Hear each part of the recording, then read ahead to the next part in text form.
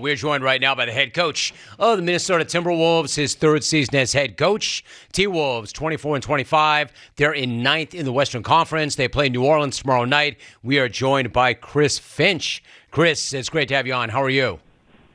I'm good, Jim. Appreciate you having me on. Good to have you on, Coach. Nice to talk to you. So why don't you bring me up to date? You're going to play your 50th game of the season tomorrow night. We're already past the midway mark of the season. So how would you personally characterize the team's level of play this year, especially since you have been without so many guys, including Karl-Anthony Towns, for the past 7 weeks?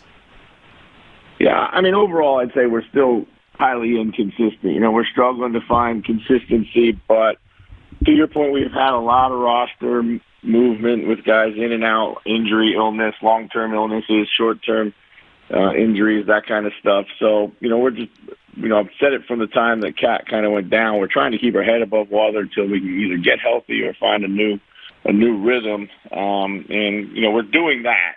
But last night's performances like last night just kind of let ourselves down at the most inopportune time. But a lot of season left. Still able to catch a run here. Going into last night, we won 7 out of 10. But we've been very streaky overall. I really respect and appreciate that response, and you guys have played well of late. Chris, what about Anthony Edwards? He had 31 last night. He leads your team in scoring. Being the top pick overall obviously comes with enormous expectations, both on and off the floor. How do you think he's done in managing those enormous expectations? And then what does it mean not just to the team, but to the organization? Yeah, I mean, he's a huge part of our organization. I mean, he's a leading light. He's something that everybody in the market is excited about, not just the way he plays, but also his personality and the promise that he holds for us moving forward. We think he's taken a big step forward this season in his personal consistency of performance. Like, he used to be way more up and down. This year he's found more consistency with the injuries. Like his responsibilities have kind of been increased. He's met that challenge. Now it's just all about kind of developing all the professional habits and all the right approaches that all young players need to learn when they come into the league. What does it really take to win at a high level? Like, what's that look like every night? It's not just the highlight plays.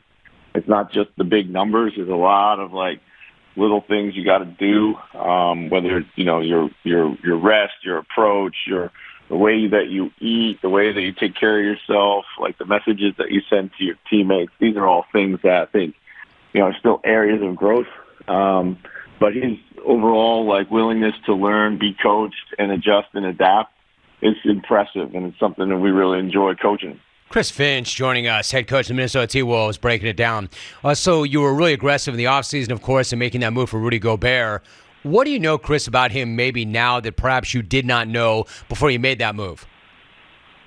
Well, yeah, I mean, when you work with someone every day, of course, to your point, you're going to learn a lot more about him. He's a really smart basketball player, has a high IQ.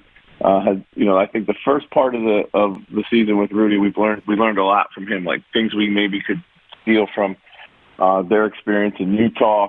And the last half has been kind of getting him to adjust a little bit more to us, so that's been a interesting dynamic. Offensively, we feel like he's able to do a little bit more than maybe they let him do in Utah.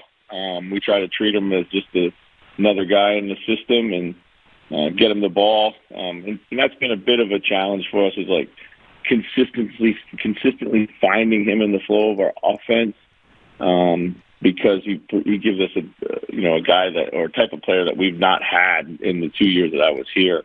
So that's taken a little bit of a time. I think before he was out with this latest injury, we were really in a good groove with him. Last night he came back, and it's kind of readjusting to that all over again. So I think that's maybe one of the biggest things, Jim, is just this continual readjustment, with him, and as he's come in and out of the lineup.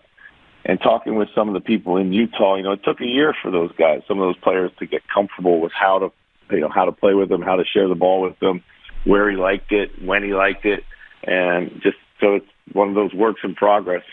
So, I mean, to that point, Chris, it's kind of, if you have everybody, it still takes time to get them in the system and get them used to each other and used to you and used to them.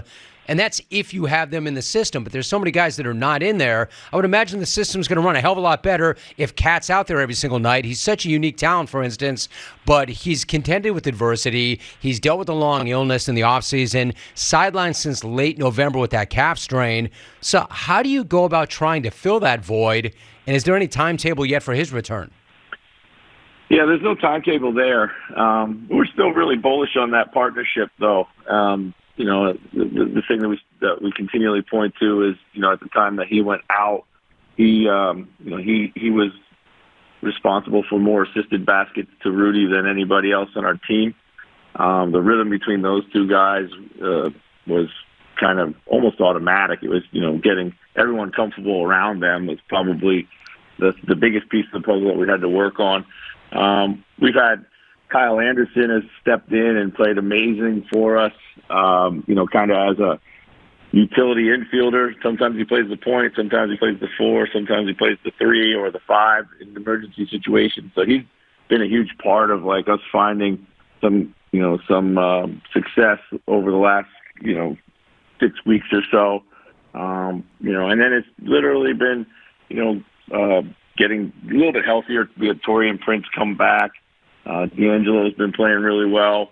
So it's kind of like, just, every night it looks a little different. That's kind of one thing that as a coach scares you a bit. But, when we have all the guys chipping in, we've been able to cover up some holes.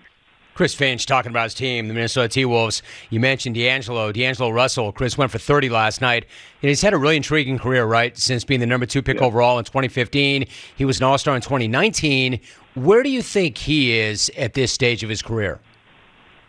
Yeah, I think he's really comfortable with who he is. He's got a unique game. He's a guy who can create his own offense.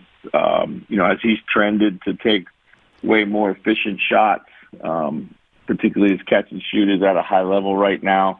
One of the best passing, playmaking guys that I've ever been around. And sometimes he will battle himself a little bit, whether he wants to score or create, but he can really do both at a high level. What I've been happy with over the last month or so is his defense. His physicality, his competitiveness, that's kind of taken a step forward for us. It's been he's been a guy who's been a huge part of our new construct since Cat went down. He's really stepped forward for us. Chris, I think that it goes without saying, but your path to the NBA really is fascinating. After being a Division III All-American at Franklin and Marshall College in Pennsylvania, you wound up playing and then coaching in England. You followed that with coaching stints in Germany and Belgium. I mean, what were those years like, and what were your biggest takeaways from your time there?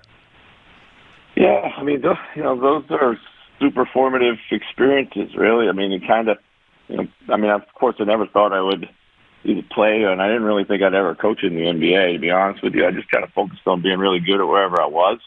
Always led to kind of better opportunities. Was fortunate at the right time to benefit from some circumstances. When I was over in Europe, like the games between the United States and Europe were kind of meshing at a high level. Players, coaches, coaching idea, concepts, philosophies were really being exchanged because there's like a mixture of style of plays going on. So that was really fun. Always was fortunate to work in creative environments or environments where you kind of maybe don't have the biggest budget or the most most complete roster, so it forces you to be creative. So kind of leaned into that, and that paid off. And just one thing, coaching in Europe is a very emotionally driven environment. They hire and fire people like kind of willy-nilly, and you just feel like every night you're coaching for your job. But at the end of the day, it's a hard way to make a living, but it does sharpen your resolve and sharpens your approach, and forces you to kind of like figure some things out on the fly and hurry. I think that's actually fascinating what you just said. And then the first part of that, Chris, before you go, I really like what you said about I never actually saw myself coaching or playing in the NBA, but here you are. I think people kind of scoff at that notion of process, focus on the process and not the results. But is that not what got you where you are right now, that you were focused on the process, or to your point, doing the best you could at what you were doing in any given moment? Yeah, I think so. I mean, I always knew I wanted to be a coach. I always thought it would be at a college, maybe even a small college. That was kind of my background. But, I just kept following my nose, I was lucky to work for some really good organizations overseas that had stability, that allowed me to kind of try and fail and rebuild and get going again the following year, and then start stacking some success on top of each other. But, at that point, I was like, I was able to attract enough attention to get another chance doing something. I always bet on myself. I never chased money. I always chased opportunity. I figured money would come if you were good enough at what you did. And I didn't really, it wasn't about like keeping my eye on jobs all over the place. It was basically like betting on myself when bigger things came along, even though they might have been riskier. I actually love that too, that you were chasing opportunity and not money and betting on yourself. A lot of really good lessons in there, really good energy. He is the head coach of the T-Wolves. He is in his third season there. They're at New Orleans tomorrow night. He is Chris Finch. Glad we got caught up, Chris. Great job. Really nice to have you on. Thanks for making time, and always good to talk to you. I appreciate it, Jim. Thanks. Appreciate you, Chris. Thank you. Chris Finch. A lot of great tidbits in that. I like that. I like that a lot.